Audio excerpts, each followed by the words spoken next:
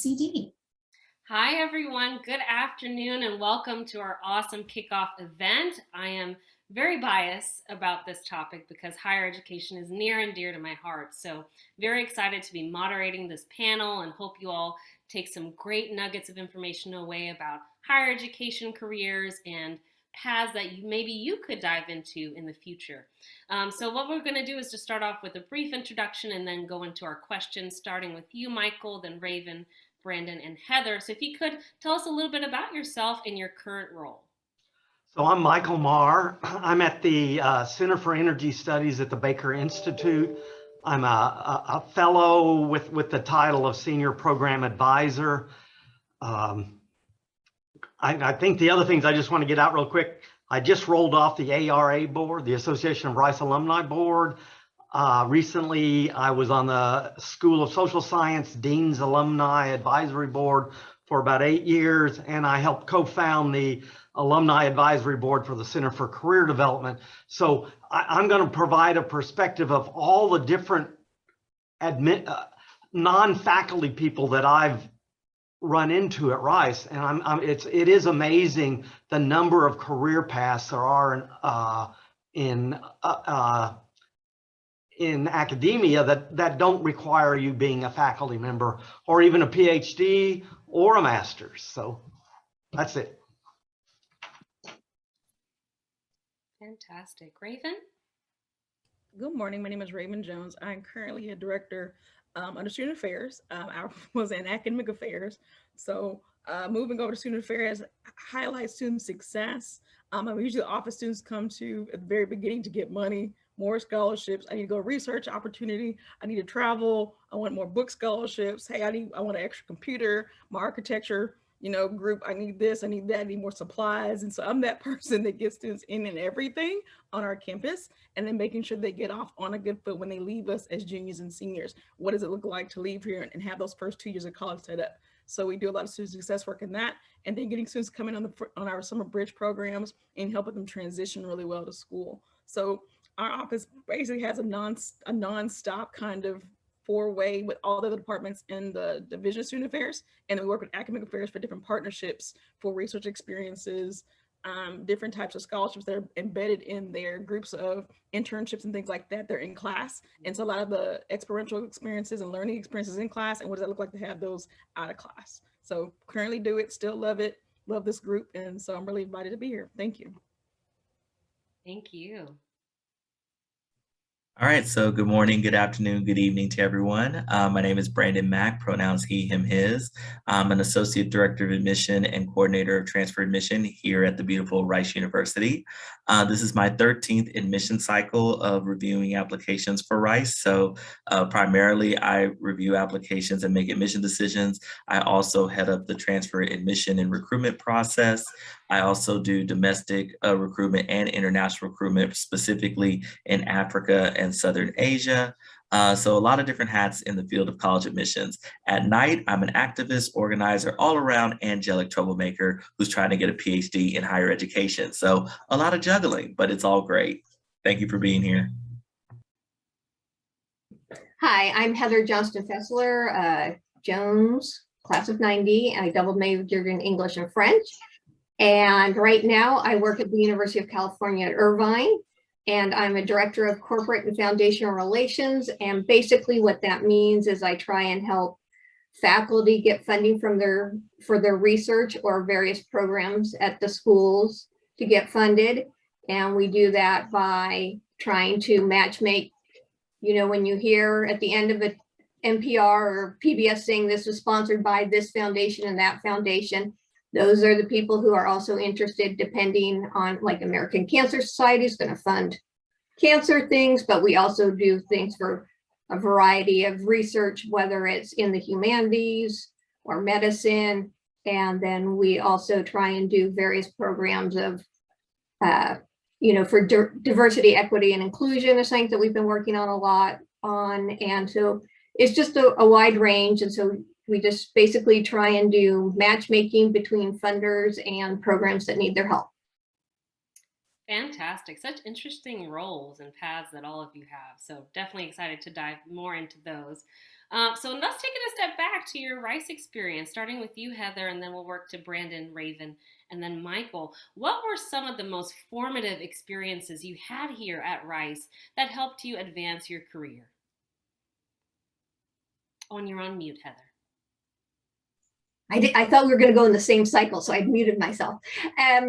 So I'd say one of the things that really helped me with like some of my grant writing now is that I took class of, as an English major, I took classes and like I worked with Dr. Dennis Houston. He was very, very particular about how you wrote a paper, and every paper came back covered in red, and you just really how to turn a phrase and make it better. And then I also worked at the time I was at Rice, they had a Center for Writing and Information Services, and I was a writing consultant there. And so that helped me, well, I got paid, so that was a plus, but it also helped me work with people who weren't very strong writers and help them improve their things. And then the other thing that helped me is for the job I had previous to this, at Stanford, there's a travel study. It's an educational travel program. And I had a fellowship from Rice after graduation. And that allowed me to live in Paris for 7 months. And so that helped me when I was trying to convey why I would be a strong candidate to do things abroad and help plan trips. And having another language is always a plus too. So for me, some of the formative experiences would definitely be sociology classes that I took with Dr. Emerson and Dr. Martin and Dr. Holly Hurd, talking about racial inequalities within education, which kind of sparked my interest in, okay, I know I want to work in higher ed, but exactly what is going to be my kind of role within that. And then having amazing mentors like Dr. Roland Smith and Lady Catherine Clack, who is amazing in all the amazingness that she does for the university, but seeing how especially Black people work in higher ed and how they have care for students led me to think, okay, higher ed is where you want to work, but do you want to work on the research side or do you want to work on the administrative side? So I actually pursued a PhD in sociology and quickly realized what I don't like is the publish or perish nature of higher ed, but I love working in a higher ed environment. So then another formative experience was being a senior interviewer in the Office of Admission. And that's where it kind of clicked was, okay, you really like this thing known as admission. You like talking to students and families, but also talking about the opportunities that higher education can provide. Admission seems like that might be the right place. So thankfully, at the right time in my program, a job opened up in the Office of Admission. And 12 years later, here I am now trying to pursue a PhD where I'm like, okay, maybe this is the right way that I can make my inroads in academia coupled with administration. So it's all about being exposed to those experiences, but definitely Rice was a very formative experience of where I am today. Well, since we already had Holly Hurd and Dr. Houston already spoke of, and I can't mention them again, I'll definitely have to add to that group of the people who, the formative experiences were definitely ones in the classroom, but outside the classroom was even more important. When I was at Rice, I think some of the times that I spent getting extra quote unquote experiences that look like they don't have anything to do with classes, and they say, well, go on, come to this talk, come to this panel, come to this forum.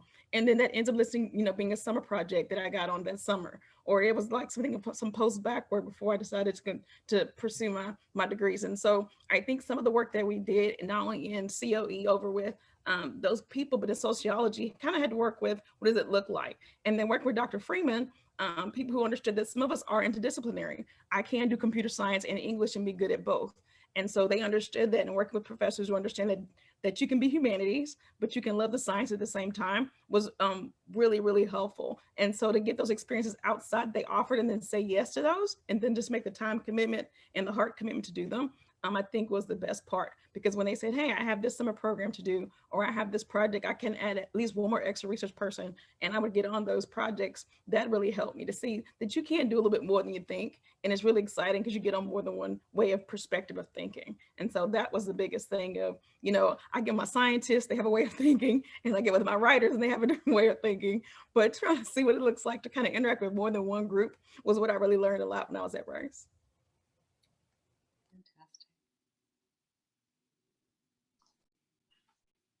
So I came to Rice to be an engineer. I was good in math and science. What else do you do with that? And then I got exposed my freshman year to all the other parts of the university that, I didn't really have experience in high school. And I really liked economics. And so I switched over to economics. And what I liked about economics is the development of analytic skills to kind of look at the costs and benefits of everything, pros and cons. And so I think that's the thing that I've kept the most with is how to analyze data, but also analyze positions and beliefs. So I've enjoyed that quite a bit. I also took a couple history courses, which I think broadened my view, so that I didn't think that there was only economic man and economic woman out there. That what are all the other things that are impacting social life besides economics? And so I took a course in social thought in U.S. history from Dr. Haskell, which was fascinating, because it wasn't about dates or names. It was more about what were people thinking from the founding of the country all the way up to the present.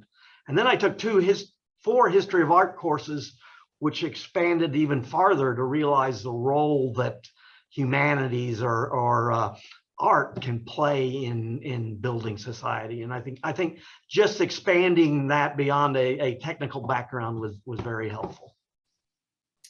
Fantastic. And actually, Michael, I want to touch on that. So here at the Center for Career Development, as we're talking to our students, we always talk about the importance of values and considering values when it comes to career in terms of maybe salary expectation, location, culture of where you're working.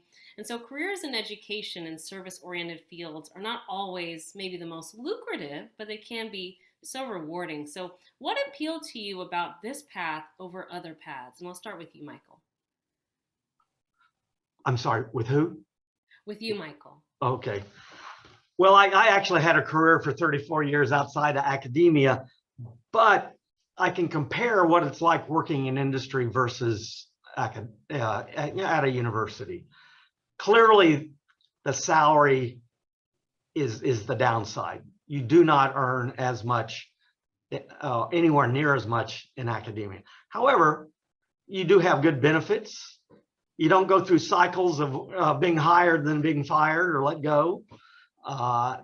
It's really, I think, a life cycle choice. You have less weekend hours, less night hours. It is intellectually stimulating. You're around faculty, you're around students. It's an exciting place to be. And if you're looking for something that has geographical capability, you could work almost in any part of the country and work at a university. And I think that's a really big plus also, that as you move around, you can find a job in almost any city that you wanted to find. I think those are all really strong pluses. I also think when you look at universities, they are some of the most diverse places to work in the country, across ages, across backgrounds, across race, ethnicity, religion, all sorts of things. And I think that's a real plus that a university provides for a career. I saw you nodding, Brandon. What are your thoughts?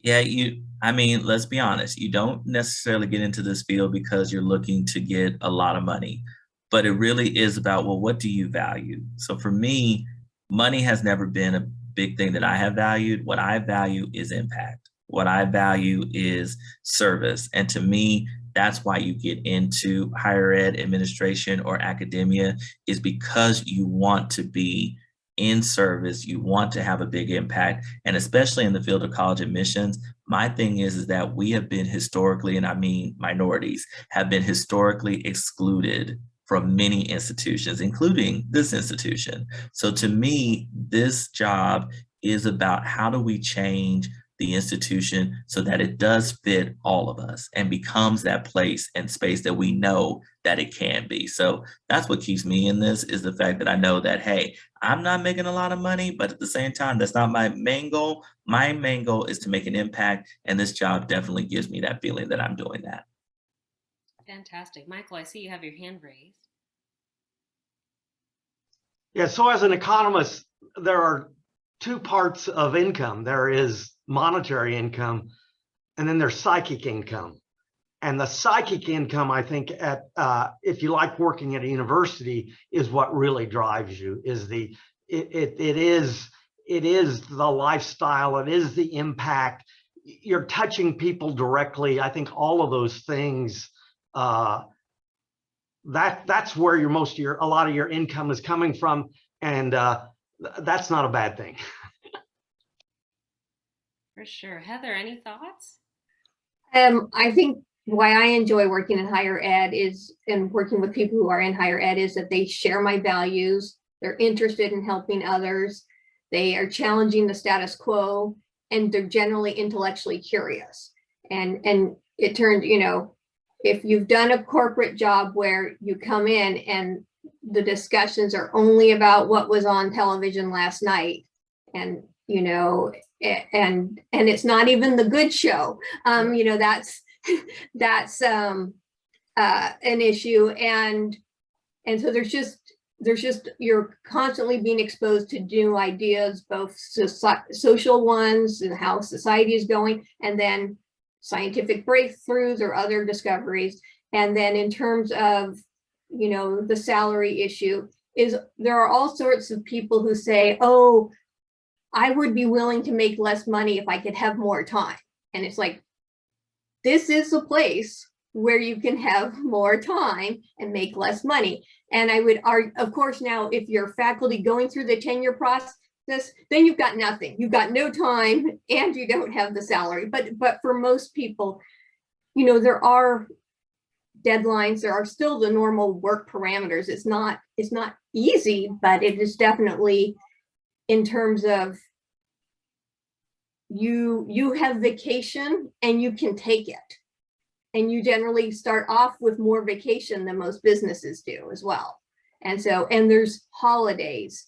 And, for cost savings, you may not get the winter break off, but you can have unpaid time off between, around New Year's. And so that's also a thing. And so I think that, if you really want to put your money where your mouth is in terms of, I want time and I want to help people, that's where higher ed can really come in.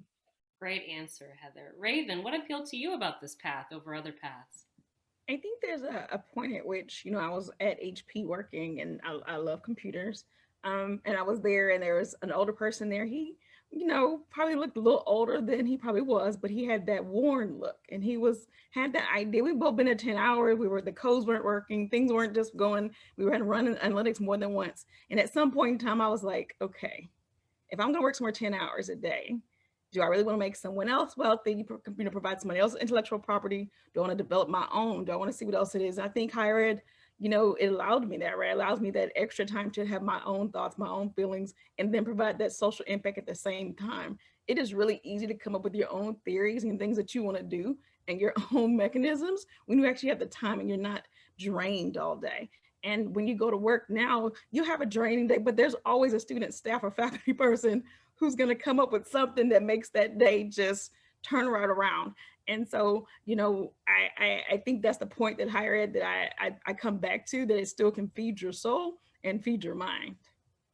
Oh, I love that. Feed your soul. I think that's really the point of it. Just the most impactful, rewarding field, I think. So looking back on higher ed as a whole, are there any specific trends or changes you all are seeing in the field? Maybe starting with you, Heather.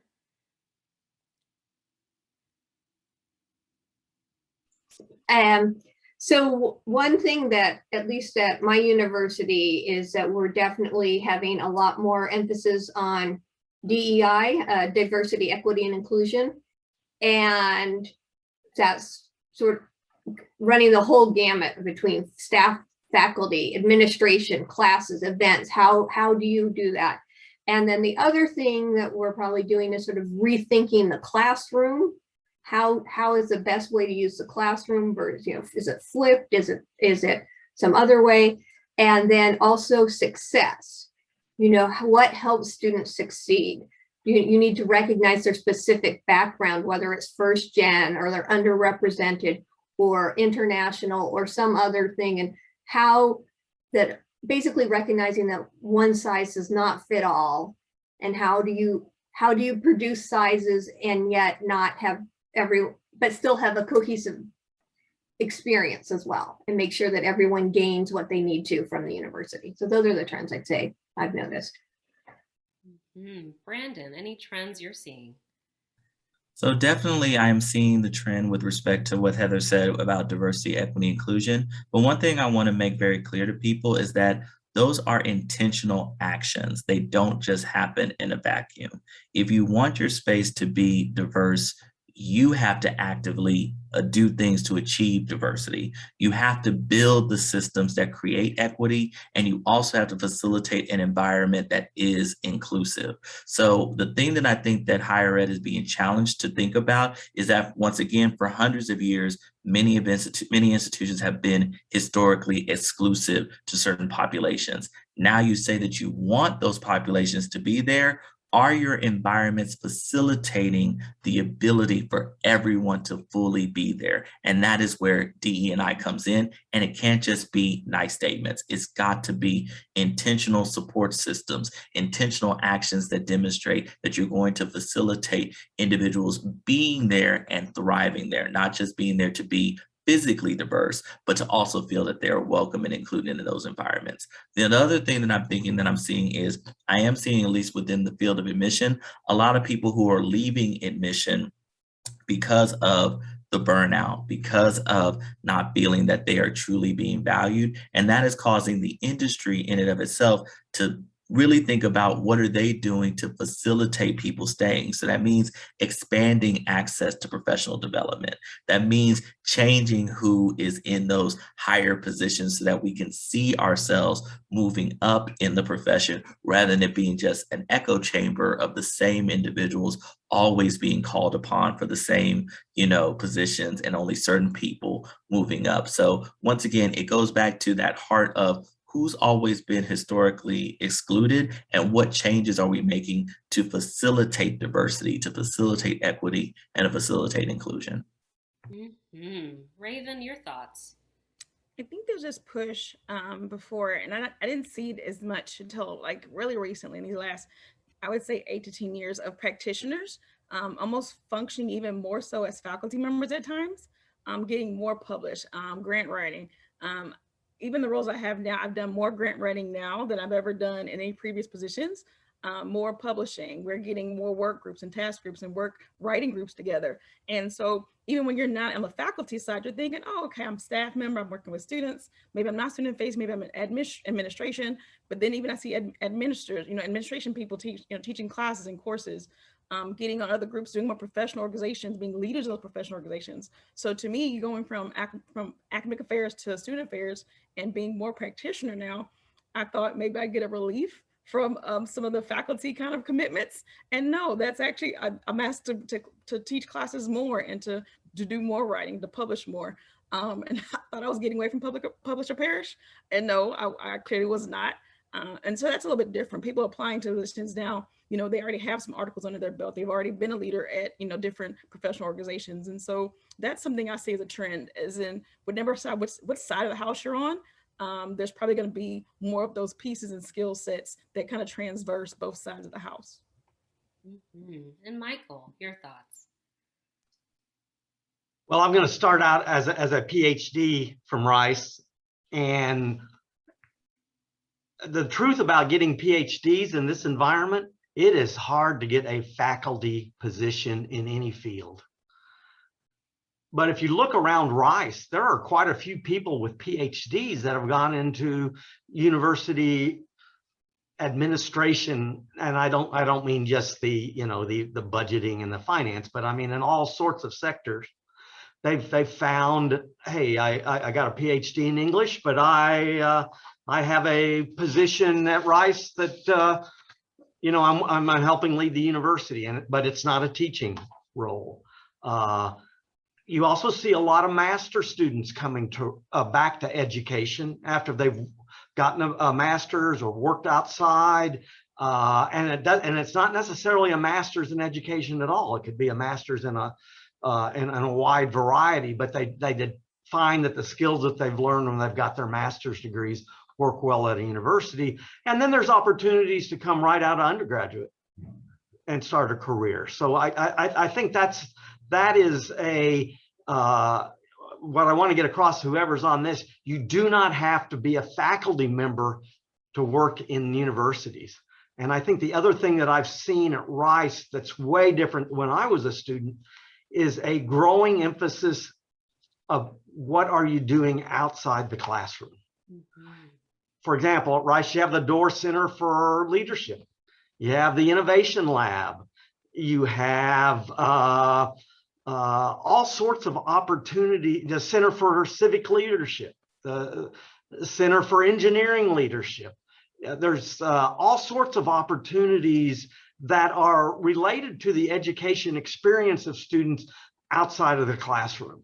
And Brandon mentioned diversity and inclusion. That is a major effort to build relationships outside of how well can you take a test or do something, because what you're building at a university is the whole person, not just the classroom person. And when you look out at the world, they're looking for people who can do something besides take a test or write a 20-page theme. So that's what I think is really exciting about going to the university, is how many ways you can expand the experience of students.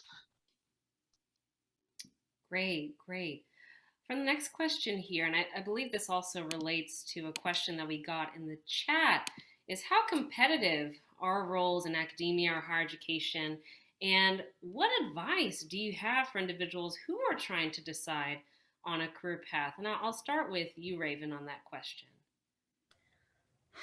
And only because we have brought up the JEDI work, the justice, the equity, division, the diversity and inclusion, I do feel that it has to be noted, informal or formalized, that there are, gatekeeping, right? There is a way of particularly students who go, I'll say with my computer science background in English, being a female in classes where you may be only female, let alone the only African-American female.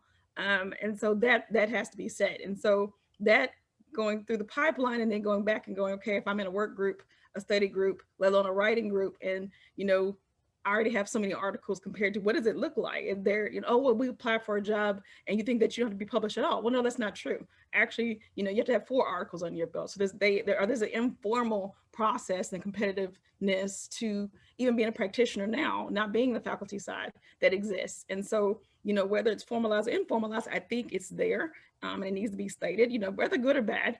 But I think telling people and telling students that that's there already and being prepared for it. It's like running the race. If you know where you're going, you know what the guidepost is, and you say, okay, I have to go in it knowing that I may need more than another applicant. That needs to be said. Until we can change the system, we got to change we have to figure out how we can work within that system. And then once we're in that system, we can change it. So now I have students, when they're working on research experiences and things like that, I say, hey, it is competitive. Everybody has 4.0. Everybody has 3.9. We all got, so what are you adding to the table? And what does your experience look like? And so sometimes those conversations come up. It says, okay, if you want this level at this tier 1, this tier 2 research institution, then what is that? And how do you have to get there? And so those conversations, I think, having those early with yourself, doing that head and heart work, makes it much easier down the road to craft what this looks like for yourself. Heather, your thoughts? I think that, like Michael said, with few exceptions, it's hard to get a job in the academy as the professor. And so, you're having to look at sort of being one of the top people, and then also of what you can, bring, and whether you come out, I mean, because there's positions, there's only a limited number of positions. You know, if you come out when 3 years ago, everyone retired and they hired a bunch of new professors, there's going to be a gap before they need a bunch of new professors. And so I think that it's really important to think about, if you're getting a PhD, what are you truly looking to go to be a professor, or are you willing to look at other jobs?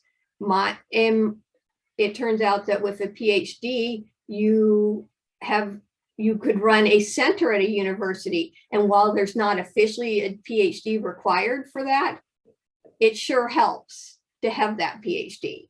And similarly, you know, there are jobs like mine, but also who help people write for NIH grant, help other faculty write for government grants or to foundations or associations or whatever. So there's that. And so I think that, and then there's engineering companies, et cetera, who look for PhDs, and you don't have to necessarily go down the academia thing. And so I think that if you really want to be a professor, obviously, you know, I don't want to stop anyone's dreams, but you need to think about how many years it's going to take, and look at, there are some fields that need more professors than others. And so, and just figuring, okay, if I'm going to take X years, 5, 6, 7 years on a PhD, and then have to be doing like lecture jobs, not a tenure track job, for another few years, where depending on if you had your PhD covered or if you paid partial, you know, those are some serious things you need to think about. But I mean, and I would encourage people to think that getting a PhD but not going into the academy is a completely reasonable and worthwhile option. Well, Brandon, you're actually going through that at the moment, so I love your perspective and thought. That I am. For me, it comes down to, we have got to rethink the notion of the academy, in all honesty, because I think many times when people think of the academy, they're only thinking of certain institutions, and they're not thinking of higher education overall as a whole. Is higher ed overall competitive? Yes. But at the same time, you also have to expand your own ideas of where you're going to work and where you're needed. So for example, you may want to teach, but there may not necessarily be that 4-year institution that is looking for instructors, but there is a community college that is looking for instructors, and that might be the space and place where you can make the most impact. You may need to go in more of the consulting route rather than the traditional route of going through the publisher Paris nature of academia, if you're really about trying to fix institutions and change institutions. That might be the route rather than the other. So I think we just all need to be open to that. There may be ways to accomplish what it is that you're doing, but it doesn't necessarily have to be that traditional route. One thing I would definitely say is don't discount your experiences, especially if they're outside of a traditional realm. So for example, I do a lot of activism. Because I do a lot of activism, that means I know how to organize. That means I know how to do administrative work, but it doesn't necessarily look like in a traditional sense. But I definitely put that on my resume because it shows I know how to do this, even though it doesn't come from that traditional way of doing things. To those who want to go the publishing route, expand where you put your work out. Because trust me, there's a lot of different outlets like that. And I know that in overall higher ed looks and sees, oh, where did you publish? But at the same time, you need to get yourself out there. So that would be my thing, is don't limit yourself by the current constraints that we have. Expand it out, and then that will be your demonstration that you know what you're doing and that you're valuable to that particular institution, and that's why they should hire you on. Fantastic. Well, we're coming in for a landing here, so I think you actually touched on my next question, Brandon, so that's great. How have you stayed connected and involved with the Rice Alumni Network? So whoever wants to answer that one. How have you stayed connected? So I was one of those that really started being connected about 10 years ago. So I was late in my post-Rice career, but I think after getting involved at Rice, there are so many ways to stay connected through the Alumni Association. the other way to stay connected is what we learned during COVID lockdowns is that there's an awful lot of webinars now out there that Rice opens to the public. And you don't have to actually dial in at the time that that's supposed to occur. You can watch it later. I think that's another good way to stay engaged at Rice is, on the education side without having actually to live in Houston or, take a course. So, I think those are I think the last one is mentoring students. That's what I do for fun. And it's actually grown into mentoring alumni too. So, that's something you can get involved with that doesn't take a lot of time. And again, you don't have to be in Houston to do that. But I think that engaging with students really brings alive what a university is and reminds you what you got out of your university and how can I help someone else on their career path move forward. Fantastic. Anyone else want to add or touch on that? I've done Ravo, which is the alumni interviewing. And I've done that for 15, 20 years or whatever. And then I also helped on reunion committees. And then last year, excitingly, Beer Bike was you could watch it on YouTube. So I was able to do that as someone who doesn't live in Houston. I think that Rice is now the one of the very few pluses of COVID is that there's definitely been a lot more online things. And so it allows people who aren't in Houston to connect. And then also just with Jones alumni, and then especially a close group of friends where, just keep connected and try and keep everyone involved. And so those are the main things.